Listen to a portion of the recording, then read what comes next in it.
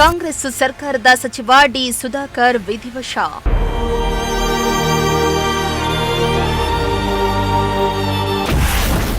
ನಾಯಕನ ನಿಧನಕ್ಕೆ ಕಂಬನಿ ಮಿಡಿದ ಗಣ್ಯರು.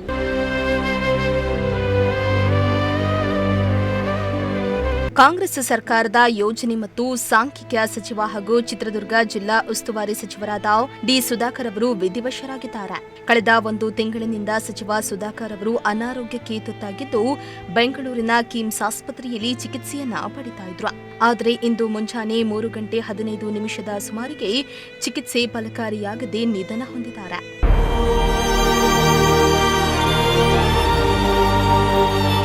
ಇನ್ನು ಶ್ವಾಸಕೋಶ ಸೋಂಕಿನಿಂದ ಬಳಲ್ತಾ ಇದ್ದ ಸುಧಾಕರ್ ಅವರು ಬೆಂಗಳೂರಿನ ಎಲೆಕ್ಟ್ರಾನಿಕ್ ಸಿಟಿಯಲ್ಲಿರುವ ಕಿಮ್ಸ್ ಆಸ್ಪತ್ರೆಗೆ ದಾಖಲಾಗಿದ್ರು. ಕಳೆದ 1 ತಿಂಗಳಿನಿಂದ ಐಸಿಯುನಲ್ಲಿಯೇ ಚಿಕಿತ್ಸೆ ಪಡಿತಾ ಇದ್ದು ಇಂದು ಕೊನೆಯುಸಿರೆಳೆದಿದ್ದಾರೆ.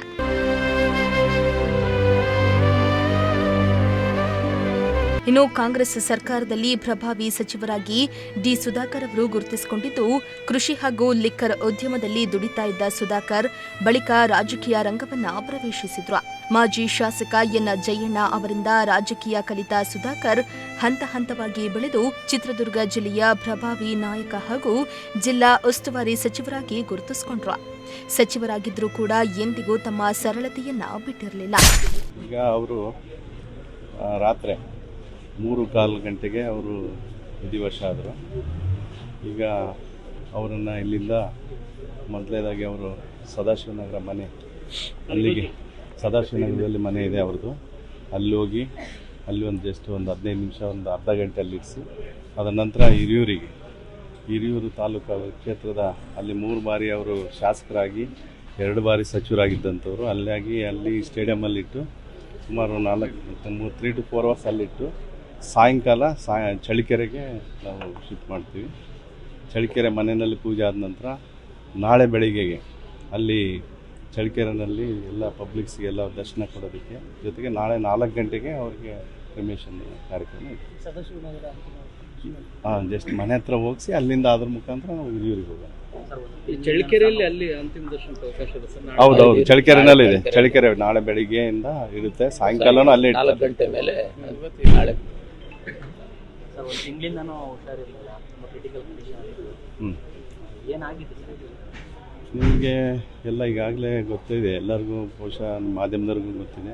ಅವ್ರು ಮೊದಲನೇದಾಗಿ 26ನೇ ತಾರೀಕು ಏನು ಯಶವಂತಪುರದಲ್ಲಿ ಮಣಿಪಾಲ್ ಹಾಸ್ಪಿಟ್ಲ್ ಇದೆ, ಅದಕ್ಕೆ ಜಾಯ್ನ್ ಆಗಿದ್ದರು. ಅವ್ರಿಗೆ ನೀ ಜಾಯಿಂಟ್ ರಿಪ್ಲೇಸ್ಮೆಂಟಿಗೆ ಅವರು ಅಲ್ಲಿ ಸೇರಿದ್ದು. ಅದು 27ನೇ ತಾರೀಕು ಆಯಿತು. 28, 29ನೇ ತಾರೀಕು ಭಾಳ ಚೆನ್ನಾಗಿದ್ದರು. 31ನೇ ತಾರೀಕು ಡಿಸ್ಚಾರ್ಜ್ ಆಗಬೇಕಾಗಿತ್ತು. ಅಂಥ ಸಂದರ್ಭದಲ್ಲಿ ಅವ್ರಿಗೇನು ಅಲ್ಲಿ ಫ್ಯಾಟ್ ಎಂಬಾಲಿಸಮ್ ಅಂತ ಆಗಿ ಆ ಫ್ಯಾಟ್ ಲಂಗ್ಸ್ಗೆ ಹೋಗಿ ಅವ್ರಿಗೆ ಇದು ಲಂಗ್ಸ್ ಇನ್ಫೆಕ್ಷನ್ ಆಯಿತು, ಸೀರಿಯಸ್ ಇನ್ಫೆಕ್ಷನ್ ಆಯಿತು. ಆವಾಗ ಅವರು ಎಕ್ಮೋ ಮೆಷಿನ್ನಲ್ಲೇ ಅಲ್ಲಿ ಸುಮಾರು 20 ದಿವಸ ಅಲ್ಲೇ ಇದ್ದರು. ಅದ್ರ ನಂತರ ಇಲ್ಲಿಗೆ ಶಿಫ್ಟ್ ಮಾಡಿದ್ವಿ. ಆದಮೇಲೆ ಹಾರ್ಟು ಪ್ರಾಬ್ಲಮ್ ಆಯಿತು, ಕಿಡ್ನಿ ಪ್ರಾಬ್ಲಮ್ ಆಯಿತು. ಈ ಒಂದು ಎಲ್ಲ ಇದ್ದನ್ನು ಕೂಡ ಎಲ್ಲ ಡಾಕ್ಟ್ರುಗಳ ಭರವಸೆಯಂತೆ ಅವ್ರು ರಿಕವರಿ ಆಗ್ತಾರೆ ಅನ್ನೋ ರೀತಿಯಲ್ಲೇ ಇತ್ತು. ಮತ್ತು ಅವರು ಕೋಮಾಗೆ ಹೋದರು. ನಂತರ ಮೊನ್ನೆ 3 ದಿವಸದ ಕೆಳಗೆ ಪ್ರವೀಣ್ ಗುಪ್ತಾ ಅಂಥೇಳಿ ಡಾಕ್ಟ್ರು, ಅವರು ಭಾಳ ಸ್ಪೆಷಲಿಸ್ಟ್ ಡಾಕ್ಟ್ರು, ಅವರು ಬಂದು ಟ್ರೀಟ್ಮೆಂಟ್ ಮಾಡ್ತೀವಿ, ಬಹುಶಃ ಅವರು 1 ವಾರ 2 ವಾರದಲ್ಲಿ ಅವ್ರು ರಿಕವರಿ ಆಗಿ ಮತ್ತೆ ಲಂಗ್ಸು ಮತ್ತು ಹಾರ್ಟ್ ಟ್ರಾನ್ಸ್ಪ್ಲಾಂಟೇಷನ್ ಆದರೆ ಅವರೆಲ್ಲ ಸರೋಗ್ತಾರೆ ಅನ್ನೋ ಒಂದು ಭರವಸೆಯನ್ನು ಕೊಟ್ಟಿದ್ದರು. ಆದರೆ ನಿನ್ನೆ ರಾತ್ರಿ 3:15 ಗಂಟೆಗೆ ಅವರು BP ವೇರಿಯೇಷನ್ ಆಗಿ ಅವರು.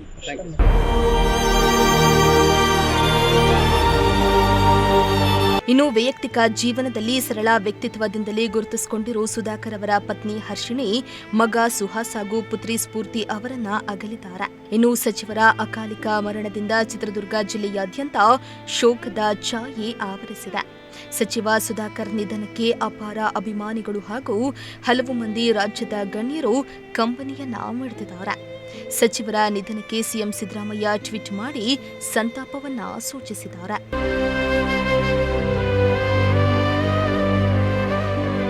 Bureau report, Prajashakti TV, Bengaluru.